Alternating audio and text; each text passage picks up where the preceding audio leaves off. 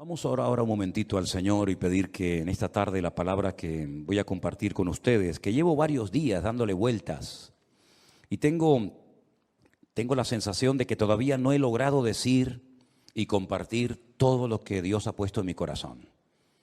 A veces dicen, un secreto profesional, que el día más triste o más bonito para un pastor no es el domingo, sino el lunes. Porque el lunes es cuando piensas en la gente que faltó, la gente que tal vez no vino al culto, cómo salió el mensaje, si dijiste todo lo que tenías que decir o se te olvidaron muchas cosas. Gracias al Señor, para mí los días lunes son días de bendición y días de victoria, ¿verdad? Como cualquier otro. Pero a veces he tenido la sensación cuando llego a casa, sobre todo el domingo, ya el lunes ya me olvido, ya pienso ya en otras cosas, ¿no? Que no dije todo lo que tenía que decir, ni fui capaz de compartir todo lo que yo a nivel personal, en mi estudio de la palabra cada día, saqué de esta porción o de cualquier otra, ¿no? Pero vamos a orar juntos, si les parece, hermanos, para pedirle al Señor que en esta tarde, este hermoso salmo del cual voy a estar hablando, toque nuestros corazones y podamos aprender todo lo que tenemos que aprender en el día de hoy. ¿Les parece, hermanos? Vamos a orar. Señor, muchas gracias, Padre, porque cada vez que abrimos tu palabra, nuestro corazón se llena de gozo y de expectativa por lo que tú nos enseñarás, por lo que tú nos hablarás a través de ella. Te pido, Señor, que el estudio, la exposición de este hermoso salmo sea de bendición para todos los que vamos a oírlo y podamos aprender e interiorizar todo lo aprendido en el día de hoy. Ayúdanos, Señor, a estar atentos, tanto a la hora de compartir como a la hora de recibir, que tu nombre sea glorificado y que en esta tarde salgamos de aquí renovados y fortalecidos en la fe, en el nombre de Jesús. Amén y amén. Me gustaría primeramente ponerles en la pantalla, en las pantallas de la iglesia, un gráfico donde hemos hecho un pequeño resumen de los 150 salmos que tenemos hoy por hoy en nuestras Biblias. Realmente el libro de los salmos no es un libro, son 5 libros. Y esos 5 libros se llaman en su idioma original Teilín. Y yo ya he dicho muchas veces que todo lo que termina en in es masculino plural. Teilín significa alabanzas. Teilá es alabanza, Teilín es alabanzas. Este es el libro de alabanzas, el himnario, el libro de canciones del pueblo de Israel, que hasta el día de hoy se siguen cantando muchos de estos salmos. Por eso es muy hermoso leerlos a menudo y memorizarlos y enseñarlos a nuestros hijos, enseñarlos a los que nos rodean, porque traen mucha bendición a nuestra vida. Hay salmos para todos los gustos. Hay salmos 100% mesiánicos, es decir, salmos que apuntan a la vida del Señor Jesucristo. Por ejemplo, un salmo que describe los sufrimientos de Cristo en la cruz, el 22. Hay salmos que son oraciones, por ejemplo el 90, el Salmo 90, que por cierto mi suegra Esperanza se lo sabe de memoria, con la edad que tiene, es una oración que hizo Moisés. Y esa oración de Moisés la tenemos en la Biblia, ¿verdad? Señor, tú has sido nuestro refugio de generación en generación, antes que los montes nacieran y fueran formados la tierra, ¿verdad? Ese es el Salmo 90. Tenemos el más extenso, el capítulo más extenso de la Biblia, el 119, el que todos ustedes se saben de memoria, ¿verdad? El más pequeñito, el 117, que es la letra de una antigua canción que cuando yo me convertí se cantaba mucho esa alabanza, pero ya como que se ha olvidado. Alabad al Señor, naciones todas, pueblos todos, alabadle, bendecid su nombre, ¿verdad? Tenemos el famoso Salmo 133, Inema tobu manaín shebedahim gam yahad. Mirad cuán bueno y cuán delicioso es habitar los hermanos juntos en armonía. Tenemos salmos proféticos, salmos que son quejidos, lamentos, ¿verdad? Tenemos la oración de los ancianos, la petición, el salmo de los ancianos, el salmo de las personas que ya han pasado a otra etapa de la vida. Es un salmo precioso también. Pero todos esos salmos se fueron recopilando a lo largo de la historia en diferentes periodos. Y ahí les he puesto un gráfico en las pantallas de la iglesia para que ustedes vean el proceso que experimentaron los salmos hasta poder recopilar los 150 y tenerlos en nuestras Biblias. Por ejemplo, los primeros 41 salmos, del 1 al 41, se recopilaron. No significa que se escribieron, pero que se recopilaron en la época del rey David.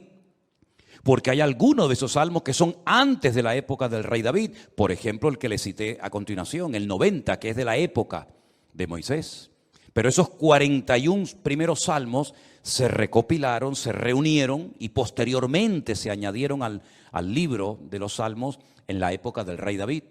Otros salmos, por ejemplo, del 42 al 72 y del 73 al 89, se recopilaron en los tiempos de esos dos grandes reyes de Judá, los reyes del sur.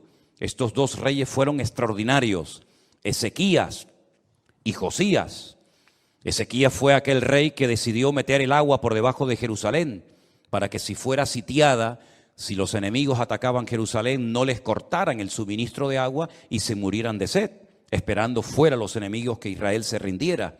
Todavía ese túnel subterráneo, esos túneles, mejor dicho, porque son varios, que llevan el agua por debajo de Jerusalén, todavía hoy en día se pueden visitar. Son los túneles que conectan la antigua ciudad de Jerusalén con el famoso estanque de Siloé. Y uno de ellos todavía recoge agua de lluvia y se puede pasar por él, incluso mojándose, el otro no.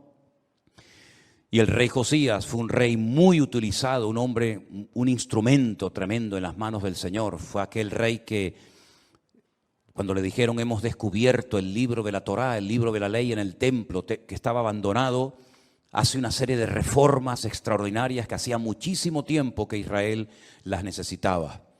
Luego tenemos, por ejemplo, del Salmo 90 al Salmo 106 y también del 107 al último, al 150, tenemos esos salmos que se recopilaron en el tiempo de Esdras, el sacerdote, y de Nehemías, aquel copero, ¿se acuerdan? Que vivían en el palacio del rey y que es el instrumento que Dios utiliza para la restauración física, la restauración de los muros y también del templo de Jerusalén. Y Esdras fue el instrumento para la restauración espiritual del pueblo. Porque una cosa es que tú seas restaurado en tu economía, en lo natural, sea economía, sea salud, sea familia, que está bien, Dios también está interesado en restaurar esas áreas de tu vida. Y otra cosa muy distinta es la restauración espiritual de una vida. Tú puedes ser restaurado, digamos, en tu economía, pero no significa de que hayas sido restaurado en lo espiritual.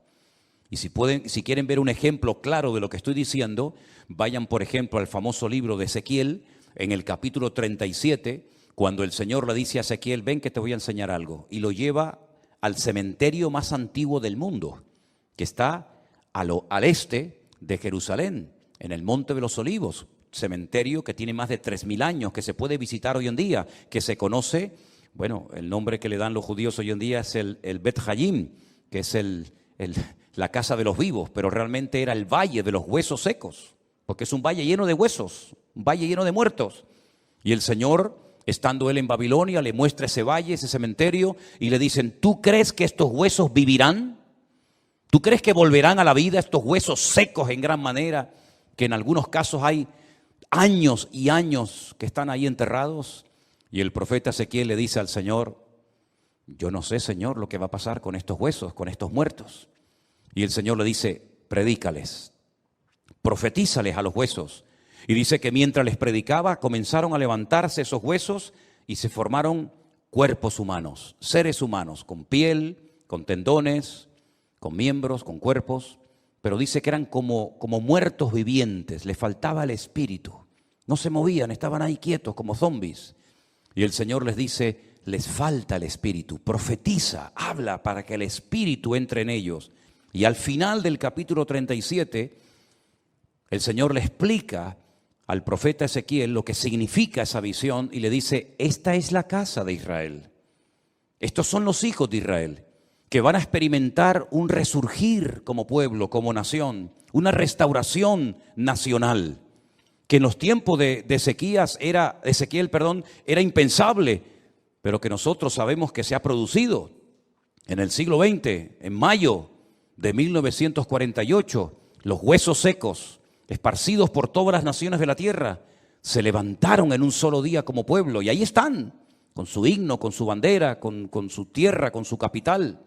Pero la restauración espiritual aún no se ha producido. Todavía falta la restauración más importante del pueblo de Israel, y es la restauración espiritual que se va a producir cuando ellos reconozcan a Yeshua HaMashiach como el verdadero Mesías, Mesías que traspasaron, Mesías que rechazaron, pero que verán algún día que era el verdadero Mesías. En los Salmos encontramos mucha información acerca de la restauración nacional y espiritual del pueblo de Israel. Encontramos que dicha restauración se llevaría a cabo a través de la obra de Cristo, del Hijo de Dios humanado y encarnado, que habitaría entre los seres humanos como un ser humano más.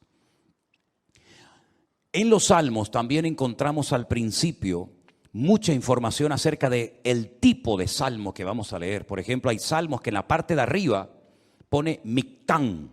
¿Lo habéis visto alguna vez? Mictán. Y uno dice, ¿y eso qué significa? Mictán es una enseñanza profunda.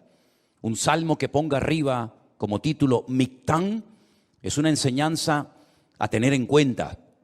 Es una sabiduría expuesta por escrito para que el que la lea, el que la reciba, el que la cante, sepa que está cantando verdades muy profundas que nacen del corazón de Dios. Hay salmos que, por ejemplo, pone Salmo de Segilot, y significa que es un salmo que se tenía que tocar con instrumentos de cuerda, porque no todos los salmos se tocaban con instrumentos de cuerda, había otros que eran de percusión y otros de viento. Hay salmos que pone, por ejemplo, Shir LaMa'alot, salmo cántico de las subidas, que eran los salmos que cantaban los peregrinos cuando subían a Jerusalén 3 veces al año a celebrar la fiesta de la Pascua, la fiesta de los tabernáculos, que era la última, y en medio la fiesta de Pentecostés o la fiesta de Shavuot, las semanas. Y también algunos creen que había escalones en el templo de Jerusalén donde se ponía el coro, y esos salmos de las subidas desde allí los cantaban. Pero en este salmo, si ustedes lo pudieran ver en hebreo, al principio pone mitzmor, y la palabra mitzmor significa que es un salmo que hay que cantarlo.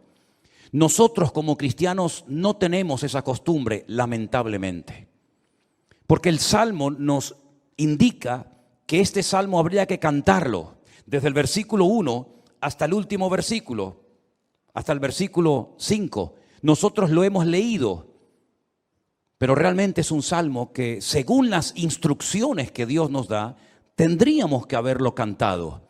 Y es la mejor manera de aprender capítulos enteros de memoria de la Biblia, poniéndole música. Y es la mejor forma de aprender, ya digo, capítulos y capítulos enteros de la Biblia. Ahora, el Salmo 127, que es el que se leía en esta tarde, si ustedes buscan su Biblia, empieza diciendo que si el Señor, el Eterno, Jehová, como dice la versión Reina Valera, no edifica la casa, en vano trabajan los que la edifican. Tenemos que explicar brevemente a qué se está refiriendo el autor de este salmo, que pudo ser David, que le escribió un salmo, una enseñanza a su hijo Salomón, o como opinan otras personas, pudo ser un salmo que lo escribió Salomón con una enseñanza que heredó de su padre, el rey David. Sea como sea, la declaración que hace el versículo 1 es muy interesante. Si Dios, el Eterno, nuestro Creador, no edifica la casa, en vano trabajan los que la están edificando. El sueño de David, que nunca lo vio cumplido, era construir un templo para su Dios.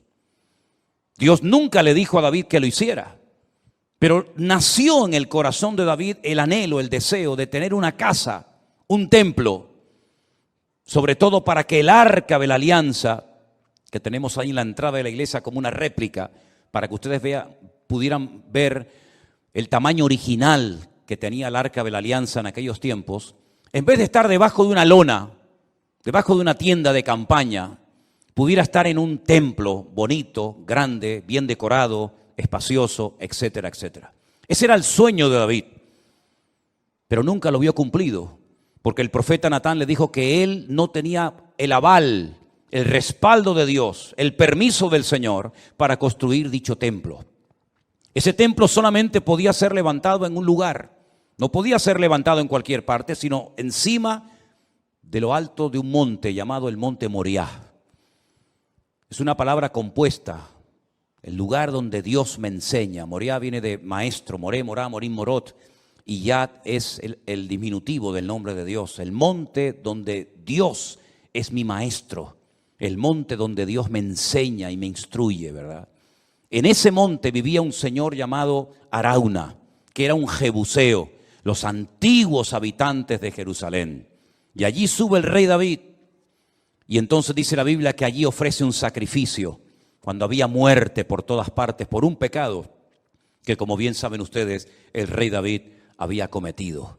Allí él presenta un sacrificio en el mismo monte y en el mismo lugar donde tiempo atrás el famoso patriarca Abraham, el amigo de Dios, había subido con su hijo Isaac para sacrificarlo sobre un altar, pero el Señor lo detuvo y le dijo: no lo hagas. Todavía ese altar, esa roca enorme que es tan grande como esta plataforma o más, todavía está allí. Y los judíos consideran que desde allí fue donde Dios creó el mundo, el ombligo, el centro geográfico de la tierra bíblica. Pues en ese lugar Salomón, su hijo, iba a construir el primer templo de la historia para Dios. Ellos tenían que partir de la base de que el Dios de ellos era tan grande, tan inmenso, que era imposible meterlo dentro de un templo. Es totalmente imposible meter a Dios, limitar a Dios dentro de un cubículo, dentro de un edificio, porque ya el Señor le había dicho a David que el cielo es su trono y la tierra es el estrado de sus pies. ¿Qué templo me van a hacer ustedes para mí? Los romanos se reían de los judíos cuando llegaron a Israel y decían: ustedes están locos, porque ustedes tienen un templo enorme, precioso, pero vacío. ¿Dónde están vuestros dioses? ¿Dónde están vuestras divinidades? Los griegos, los romanos y todas las culturas habidas y por haber levantaban templos, pero luego los llenaban de ídolos. Apolos, Afrodita, ¿verdad? Cibeles, Ares y tantos dioses.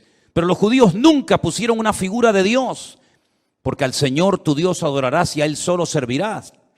Y en los famosos 10 mandamientos, el Señor prohibía la fabricación de imágenes de talla. Por lo tanto, era un templo vacío, pero en lo más recóndito, en lo más oculto del templo, estaba un lugar que nosotros lo llamamos el lugar santísimo, donde estaba el Arca de la Alianza. Y Salomón iba a poder construir ese templo con la ayuda de miles y miles de personas. Y podía estar tranquilo de que nadie le iba a atacar, porque su padre había estado durante años sometiendo a todas las naciones vecinas para que su hijo en tiempos de paz y de prosperidad pudiera construir el templo de Jerusalén. Lo tenía todo. El padre le dio los planos.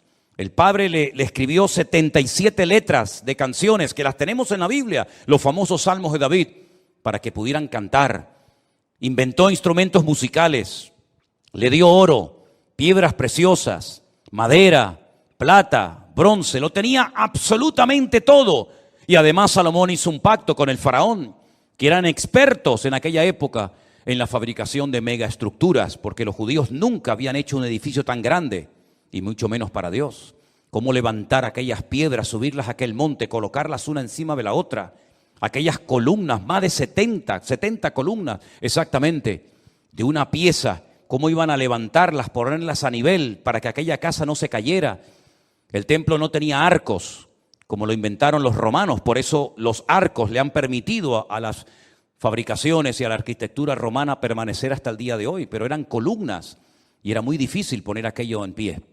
Hay, por ejemplo, en la ciudad de Jerusalén, en un lugar donde yo he llevado a algunos hermanos alguna vez, una columna entera que es como de aquí al fondo de la pared, que se quebró y allí la dejaron, y han pasado 2000 años y todavía aquella columna sigue allí. Él hizo un pacto con el faraón, se casó con su hija, hizo un pacto de no agresión. De hecho, su hija se murió en Jerusalén y hay en el torrente de Cedrón hay una pirámide pequeñita, recordando que allí está enterrada una mujer de origen egipcio, porque ella murió en Jerusalén. Y el faraón le ayudó a construir aquel hermoso templo. Pero Salomón sabía perfectamente que él podía tener el oro, la plata, los albañiles, los carpinteros, los canteros, absolutamente todo. Incluso había naciones que todos los años le traían, curiosamente, 666 talentos de oro. Multiplique 666 por 45, era una barbaridad de kilos de oro para ayudarle.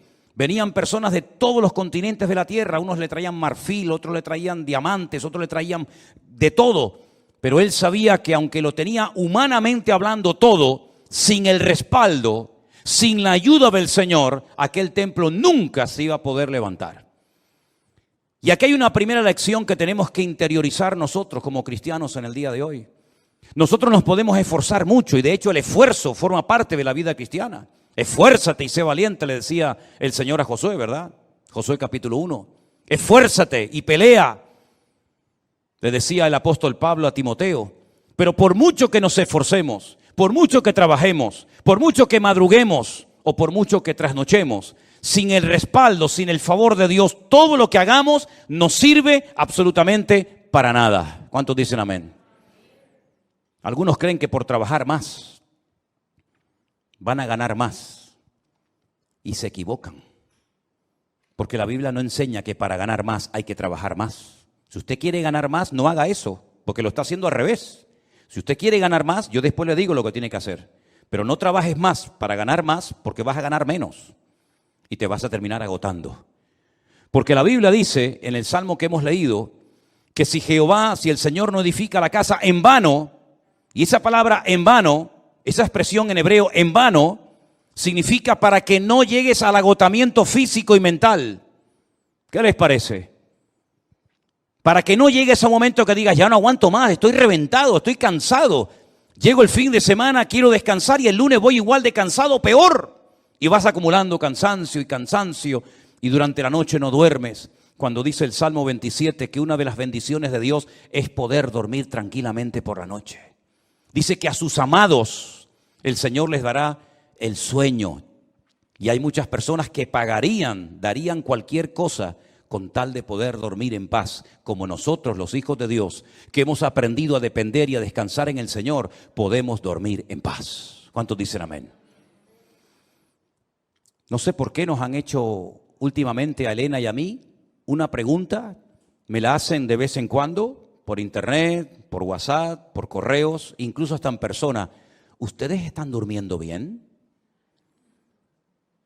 Y preguntamos, ¿y por qué nos hacen esa pregunta? Si no, pues con todo lo que tienen, todo el jaleo de atender gente de aquí y llamar, ¿ustedes duermen bien? Y la respuesta de Elena siempre es la misma, dormimos perfectamente. Porque nosotros hemos aprendido a descansar y a depender únicamente del Señor. No entramos en estrés, ni en nervios, ni en agobio. No perdemos la paz absolutamente por nada. ¿Por qué? Porque la obra no depende de nosotros. La obra depende del dueño, de la cabeza. Y el dueño y la cabeza es nuestro Señor Jesucristo. Me da mucha pena, mucha lástima cuando veo a cristianos agobiados, cargados, estresados, con la tensión disparada. Perdonen si alguien se siente aludido. Yo es que no le he tomado la atención nunca a ninguno de ustedes. Por eso hablo desde la libertad, porque claro, va a decir, ¿este hombre cómo sabe que tengo ya tensión alta? No, yo no sé nada, pero el Señor lo sabe todo. Pastillas para poder dormir, claro, después pastillas para despertarte. Agobiado, estresado, que no llego a fin de mes, que no pago el colegio de los niños, que los libros, que esto, que lo otro. Y yo he cumplido recientemente 60 años. No me da ninguna vergüenza decirlo, al contrario, estamos orgullosísimos de los 60 años que tenemos. Y de esos 60 años, que parecen mucho, pero a la hora de la verdad no son tantos, de esos 60 años, 40 los he dedicado a servir única y exclusivamente al Señor. Es decir, no me he dedicado en otra cosa los últimos 40 años de mi vida más que a servir al Señor. Con iglesias pequeñas, con iglesias grandes, con escasez, con abundancia, con mucha gente, con poca gente o con ninguna gente. Y en estos últimos 40 años, si algo hemos aprendido, sobre todo en este último año, es que Dios es galardonador de los que le buscan. Y cuando más difícil estaba todo, y cuando humanamente hablando era imposible que esto siguiera adelante, el Señor sin manos nos dio una cachetada de amor, mostrándonos y enseñándonos que Él es el que edifica su casa y su obra, y no nosotros. A mí me llama mucho la atención que este verbo edificar es exactamente el mismo que emplea el Señor Jesucristo cuando hace referencia a lo que Él iba a hacer. Edificaré mi iglesia. Su padre en Génesis capítulo 1 nunca empleó el verbo baná o boné, que es construir, sino el verbo bará, que se parece, pero no tiene nada que ver una cosa con otra. Bará es un verbo que solamente aparece en la obra creadora de Dios. Cuando dice la Biblia que en el principio creó, ese verbo creó es bará y significa crear de la nada. Este púlpito está hecho de un material llamado metacrilato. Lo mandamos a hacer hace 20 años. El que lo hizo, porque este no se ha perdido ningún culto desde que estamos aquí, Este ha estado todos los cultos, todas las reuniones de jóvenes, todos los cultos de jueves, todos los cultos de domingo. Este que está aquí, o esto que está aquí, ha estado siempre aquí. Pero el que lo hizo, no lo creó, lo hizo utilizando una materia prima, metacrilato. Y el púlpito que tenemos en la iglesia del Puerto de la Cruz es de madera.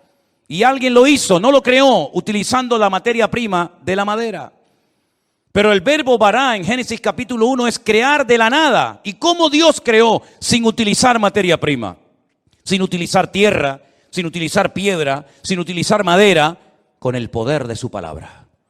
Dijo Dios, sea la luz, y fue la luz. Y dijo Dios, y todo lo que Dios decía se materializaba por el poder de su palabra. Pero curiosamente el Hijo, cuando viene a este mundo hace 2000 años, Él no dijo, crearé mi iglesia de la nada. No dijo eso, sino dijo, edificaré. Y si juntamos, y tenéis memoria para recordar esto, el Salmo 127 dice Salomón, si Dios no edifica esta casa, en vano estamos trabajando nosotros aquí. Estamos perdiendo el tiempo, nos estamos desgastando, vamos a llegar a la extenuación, al agotamiento, si Dios no respalda esta obra.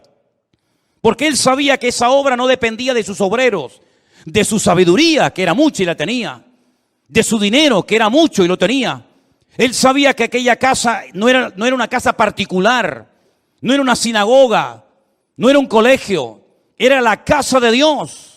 Y la casa de Dios solamente se podía utilizar esa palabra, esa expresión para hacer referencia al templo. Yo sé que hay gente que dice, hermanos, bienvenidos a la casa de Dios. Está mal dicho eso, porque esto no es la casa de Dios. Esto es un local donde se reúne la iglesia, pero esto no es la casa de Dios. Dios no vive aquí. Si esto fuera la casa de Dios, yo no me voy de aquí ni a palos. ¿Cómo me voy a ir de aquí si mi Dios vive aquí? ¿A dónde me voy a ir? Nos tendríamos que venir a vivir aquí. Pero esta no es la casa de Dios. Pero en aquellos tiempos, cuando Salomón dice, si Jehová no edificare la casa, ¿a qué casa se refería? A la casa de Dios.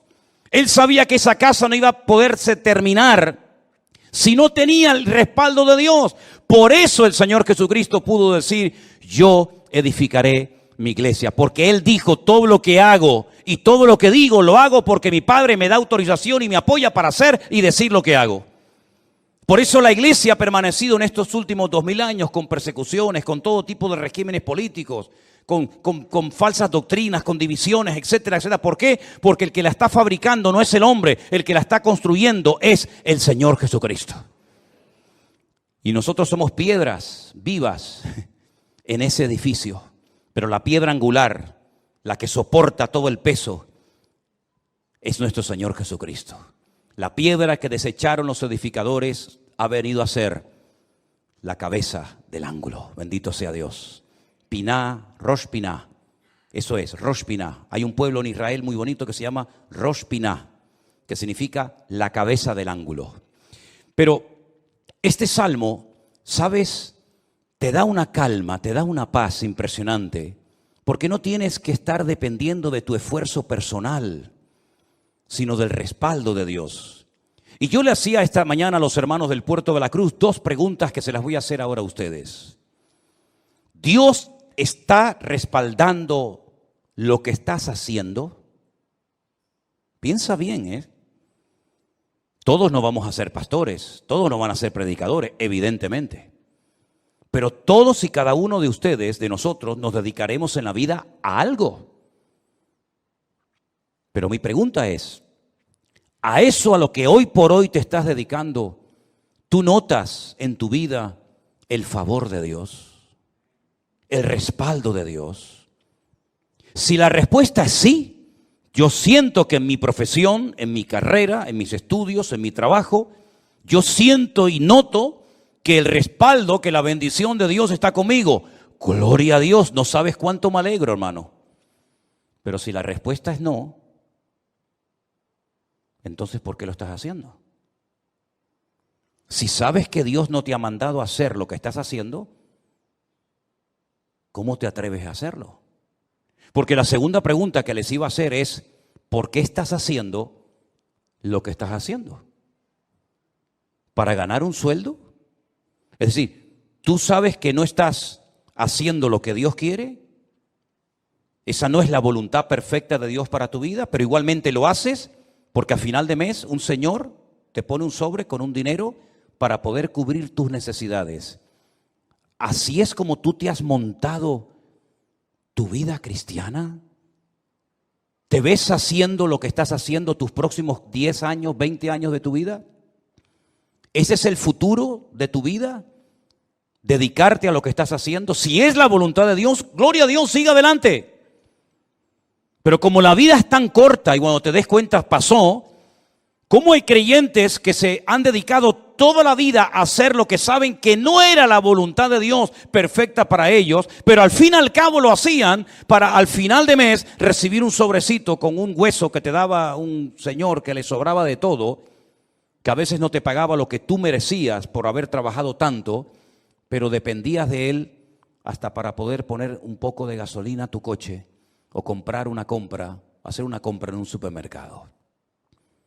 Para eso murió el Hijo de Dios en una cruz, para que viviéramos como la gente del mundo sin marcar una diferencia y sin demostrarle al mundo que Dios nos enseñó a nosotros en su palabra un estilo de vida diferente. Yo te voy a confesar algo que probablemente es la primera vez en mi vida que voy a decir en público.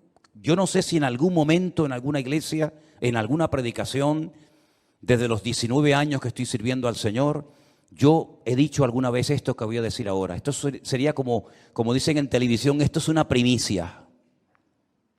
¿Tú sabes cuál era la preocupación, la gran pregunta que yo tenía en el tercer año de escuela bíblica, de seminario, cuando yo estaba a punto de salir? ¿Sabes cuál era mi pregunta? ¿De qué voy a vivir? Porque yo no quería volver a la casa de mis padres. Porque yo le había dicho a mi padre que el Señor me había llamado. Y cuando él me preguntaba, ¿de qué vas a vivir? No había iglesias por ninguna parte. Hoy en día hay iglesias por todas partes.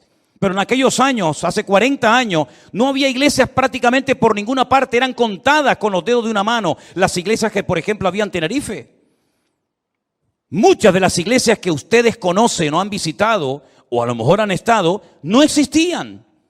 Las iglesias eran de 10, 15 personas, había muy poca gente, un culto de jóvenes con 5, 6 jóvenes, era un avivamiento. No había prácticamente nada y la pregunta que yo tenía en aquellos años era, ¿de qué voy a vivir? Porque no quiero volver otra vez a vivir en la casa de mis padres, porque sería entonces darle la razón al viejo de que me equivoqué y al fin y al cabo tengo que volver a vivir con ellos hasta para poder comprarme un par de zapatos. Pero casi la última semana de estudiar en aquella escuela bíblica en Las Palmas, en un piso allí cerca de las playas de las canteras, llegó un misionero, como eso ya les he contado en otras ocasiones, y me pidió que viniera aquí a Tenerife a echarle una mano en la obra. Y desde ese día, el 31 de mayo me gradué, mayo tiene, desde el 1 de junio de 1981, ¿qué día es hoy? ¿Cuál? 31 de octubre, fíjate. Desde el 1 de junio de 1981 hasta el 31 de octubre del 2021, yo no he hecho otra cosa en mi vida más que servir al Señor. Me pude casar, pudimos viajar, hemos fundado iglesias en algunos lugares y estamos disfrutando de la obra del Señor como nunca jamás en la vida habíamos soñado.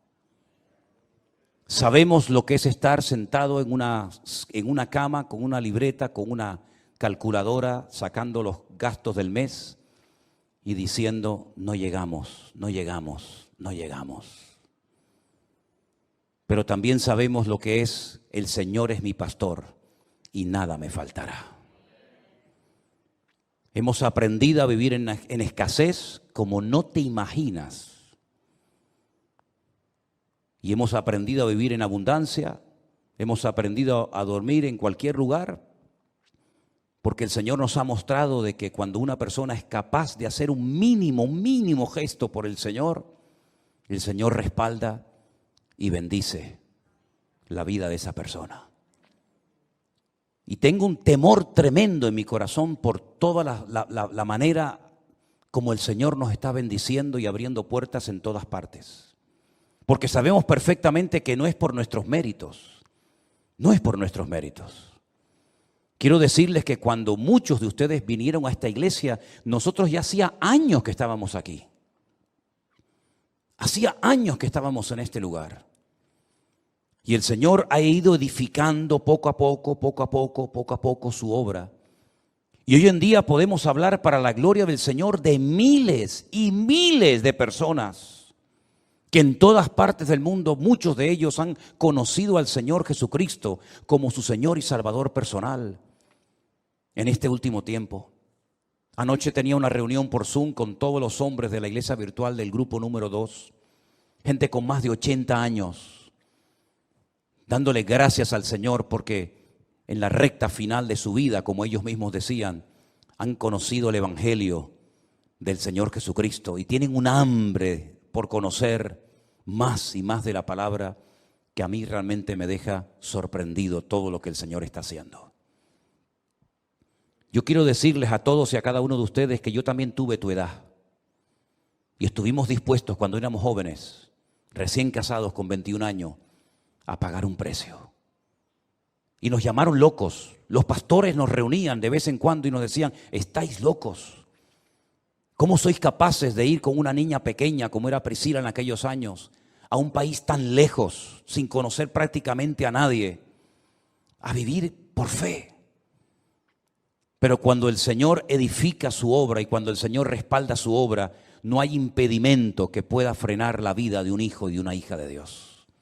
Y yo quiero desafiarte a que tú pierdas el miedo, porque si de algo a mí me ha servido el Salmo 127 es a perder el miedo. Si Anderson, que está conectado al liderazgo y a los coordinadores de la iglesia virtual número 1, les hablara acerca de lo que cuesta, del presupuesto enorme que cuesta el hacer todas las actividades, nos quedaríamos con la boca abierta. Pero el Señor ha suplido de una forma increíble, porque el Señor es galardonador de los que le buscan y cuando Él edifica la casa, no hay nada ni nadie que la pueda detener. Fíjate que en el Salmo 121, si te das cuenta, habla de la casa de Dios, es decir, lo principal, la obra de Dios, nada ni nadie la va a detener. Pero en segundo lugar, habla de la ciudad. Si Jehová no guardare la ciudad, en vano vela la guardia. Este versículo, cada vez que me tocaba a mí guardia en el ejército y te daban todas las balas y la metralleta y el armamento para estar de guardia, yo siempre lo decía en alta voz: si el Señor no guardare la ciudad, en vano vela la guardia.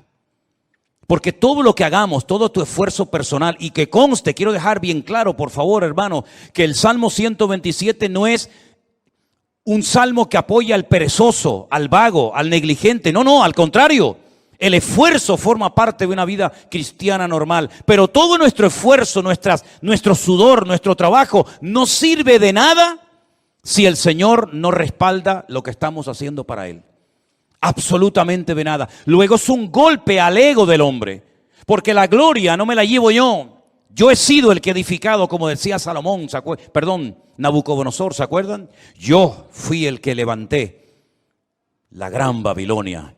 Y al final tuvo 7 años viviendo en un monte